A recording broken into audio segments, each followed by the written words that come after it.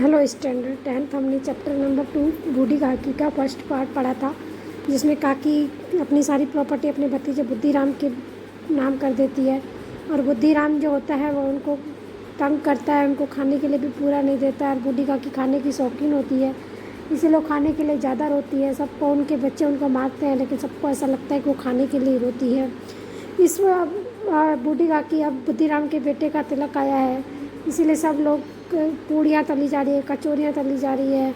और बूढ़ी काकी सोच रही है कि मुझे तो खाने के लिए बुलाया ही नहीं, इसीलिए वो जा कर के कढ़ाई के पास बैठ जाती है। तो अब हम नेक्स्ट में हमने लास्ट वीडियो में हमने पढ़ा था कि बूढ़ी काकी कढ़ाई के पास जा कर के बैठ गई है। तो अब हम देखते हैं कि बूढ़ी काकी को खाना मिलता है कि नहीं मिलता है। तो इस वीडियो में हम आगे बढ़ रहे हैं।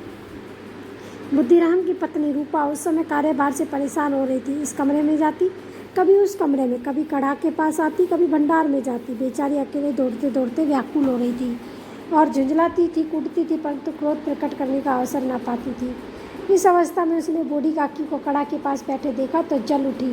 क्रोध न रुक सका। जिस प्रकार मेंढक का केंचुए पर झपटता, उसी प्रकार वह बूढ़ी काकी पर झपटी और उन्हें दोनों हाथों से झटक कर बोले, ऐसे पेट में आग लगे है, पेट है या भाड़? कोठरी में बैठते हुए क्या दम घुटता था? अभी मेहमानों ने नहीं खाया, भगवान को भोग नहीं लगा, जब तक धैर्य ना हो सका। तो यहाँ पर बुद्धिराम की पत्नी के बारे में बताया गया कि उसके पास काम का बोझ आ गया है, तो परेशान हो गई है।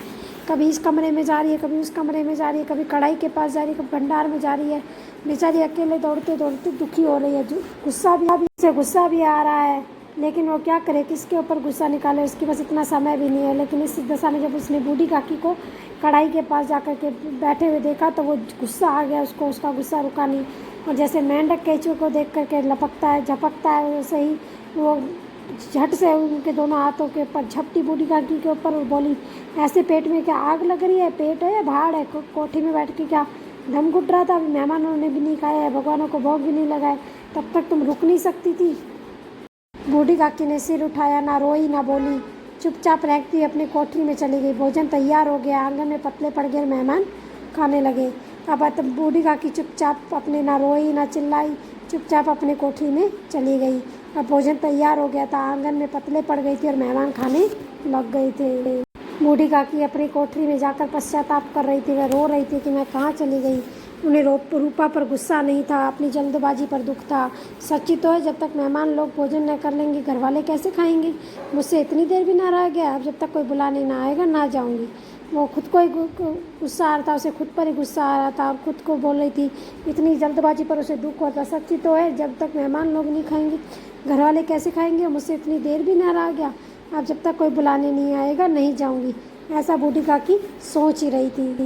मन ही मन इसी प्रकार का विचार कर वह बुलावे का इंतजार करने लगी। वह मन ही मन सोच रही थी और सोच रही थी कि मुझे कोई बुलाने आएगा। वह मन को बहलाने के लिए लेट गई, धीरे धीरे गीत गुनगुनाने लगी। उसे मालूम हुआ कि मुझे गाते देर हो गई। क्या इतनी देर तक लोग भोजन कर रहे होंगे? किसी की आवाज़ नहीं सुनाई देती। अवश्य ही लोग खा पी कर चले गए, मुझे कोई बुलाने नहीं आया। रूपा चिढ़ गई है, क्या जाने ना बुलाई। बूढ़ी काकी चलने के लिए तैयार हुई। वह मन ही मन सोचने लगी और बुलावे का इंतजार करने लगी। मन को बहलाने के लिए लेट कर गाना गाने लगी। फिर उसे लगा मेरे को गाते गाते देर हो गई है। क्या देर तक लोग भोजन कर रहे होंगे? किसी की आवाज़ नहीं सुनाई देती। अवश्य ही लोग खा पी कर चले होंगे। और वो सोचे कि मुझे कोई बुलाने नहीं आया। रूपा चिढ़ गई है, क्या पता नहीं कि बुलाने आए कि नहीं आए। बूढ़ी काकी चलने के लिए तैयार हुई। यह विश्वास है कि 1 मिनट में पूड़ियाँ और मसालेदार सब्जियाँ सामने आएंगी। बूढ़ी उनकी स्वादेंद्रियाँ गुदगुदाने लगी। उन्होंने मन में तरह तरह के मसूबे बांधे। पहले सब्जी से पूड़ियाँ खाऊंगी, फिर दही और शक्कर से कचौड़ी या रायते के साथ मज़ेदार मालूम होंगी। चाहे कोई बुरा माने चाहे भला, मैं तो मांग मांग कर खाऊंगी। यही ना लोग कहेंगे कि इन्हें विचार नहीं। कहा करे कितने दिन बाद पूड़ियाँ मिल रही है, तो मुँह झूठा करके थोड़े ही उठ जाऊँगी। यहाँ पर वो बूढ़ी काकी के बारे में बताया गया है कि बूढ़ी काकी सोच रही है कि मैं बाहर जाऊँगी तो अच्छे से उनकी खाना खाऊँगी। पहले सब्जी खाऊंगी, सब्जी से पूड़ी खाऊंगी, दही शक्कर खाऊंगी, कचौड़ी रायते से खाऊंगी, मांग मांग कर खाऊंगी, मुंह झूठा करके नहीं उठूंगी। इतने दिनों बाद पूड़ियाँ मिल जाए, कोई मुझे कुछ भी कहे। वह उकड़ू बैठकर हाथों के बल सरकती हुई आंगन में आई। परंतु हाय दुर्भाग्य, मेहमान मंडली अभी भी बैठी थी।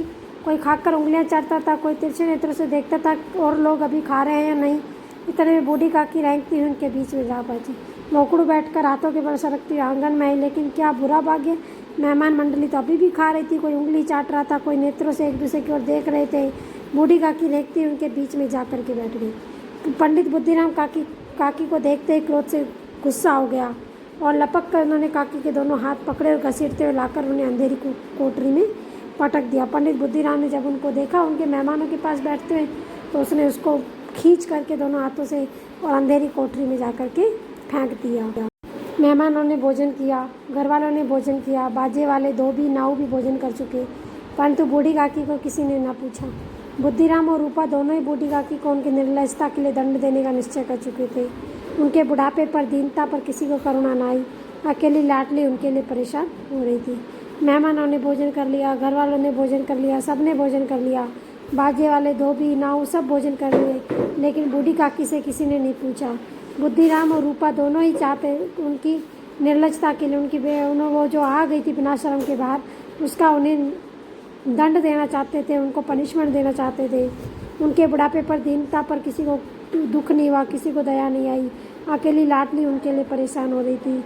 लाडली को काकी से अत्यंत प्रेम था।